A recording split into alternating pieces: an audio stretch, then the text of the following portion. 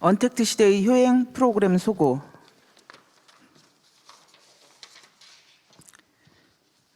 코로나 팬데믹이 세상의 질서를 재편하게 되었고 급박한 사회 질서 변화에 적응하는 일이 힘든 현실입니다. 4차 산업혁명이라는 혁명하지 않으면 안 되는 현실을 자각하게 되었습니다. 4차 산업혁명이란 도구의 혁명이기에 그 도구에 어떤 것도 담을 수 있는 것입니다. 필자는 효하몬이라는 명제를 담아보았습니다. 이제 효 명제의 위상이 변화되어야 할 상황에 다다른 것입니다. 단순히 부모를 잘 봉양하고 가족 간의 유대감을 강화하는 차원의 효는 지나간 일입니다. 우리 사회의 소외된 구성원을 봉양하고 살피는 책무가 사회 구성원에게 주어지고 이를 효의 정신으로 살펴야 할 때입니다.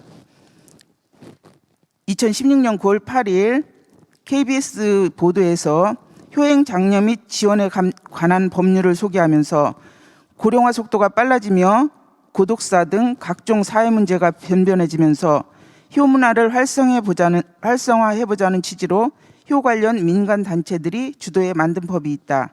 입법 과정에서 처벌 조항은 없어진 상태로 2008년부터 관련법이 시행되고 있는데 급속한 고령화에 따른 씁쓸한 단면이다라고 한 바 있습니다.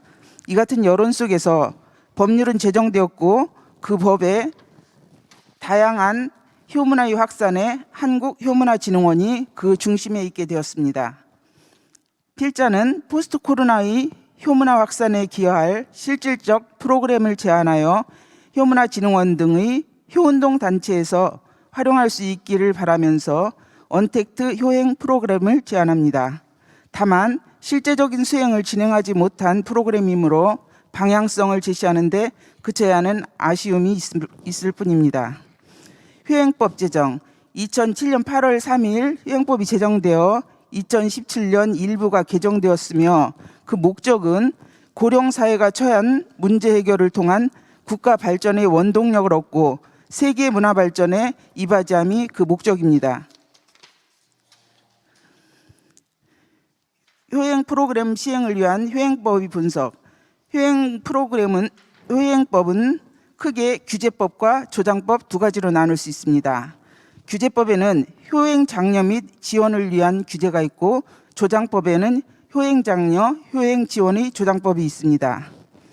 효행 장려와 효행 지원으로 나눠져 있는 효행 장려는 효행 장려 기본 계획의 수립, 효행에 관한 교육의 장려, 부모 등 부양가정 실태조사, 효문화진흥원의 설치, 효문화진흥원의 업무, 효의달로 명문화되었습니다.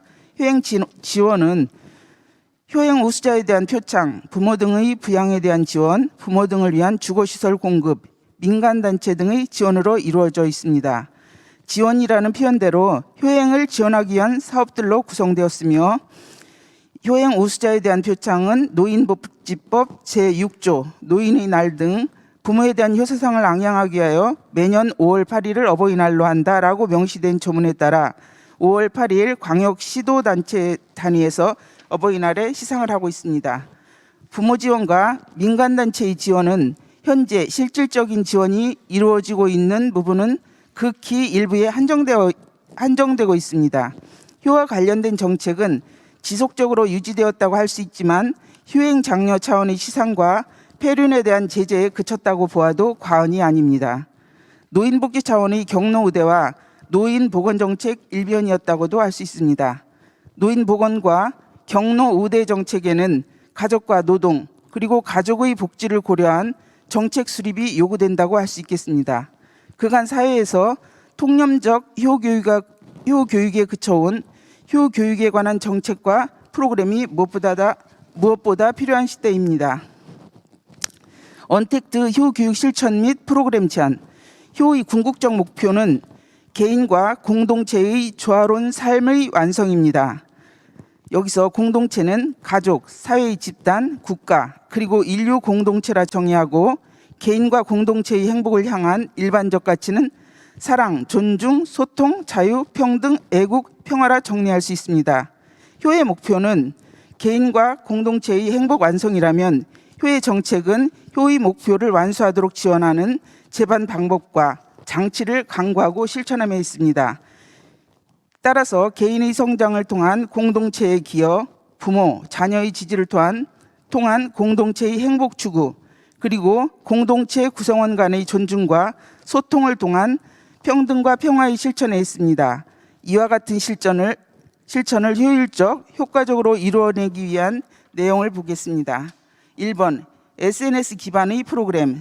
각 지역별로 효행을 실천하고 관심 있는 청장년 그룹이 노년을 이해하고 효행을 실천하는 목표로 동아리 활동을 수행하도록 지원한다. 이들은 원거리 친부모를 대신하여 이웃의 노년 세대와 교류함으로써 지역의 독거노인을 포함한 노년 세대의 지지 세력이 된다. 구체적 내용은 아래와 같고 고령사회의 대비책으로서의 효 프로그램이 있습니다. 또 고령자 대상의 효행 프로그램이 있는데 간병이 요구되는 대상자 중심입니다.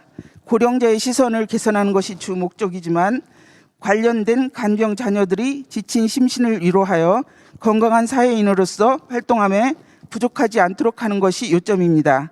사회 전반에 걸쳐 고령사회의 현상을 인지하고 행동 양식이 고령자 중심의 방향성을 설정하도록 하는 점에 목표를 둡니다. 유형은 노인을 공경하는 경로입니다. 세 번째, 체험 형태의 효행 프로그램이 있는데 개인과 가족을 포함한 공동체의 조화로운 삶의 지혜를 효교육의 근본적 가치로 설정할 때 효교육이 효율적, 효과적 성과를 나타낼 수 있습니다. 이를 실천하기 위한 체험이 선행될 필요가 있습니다. 또 효행법에서는 효문화의 전통 유산을 포함한 음악, 미술, 무용 등의 문화적 활동에 담긴 효의 정신을 기리는 것이라고 말하고 있습니다.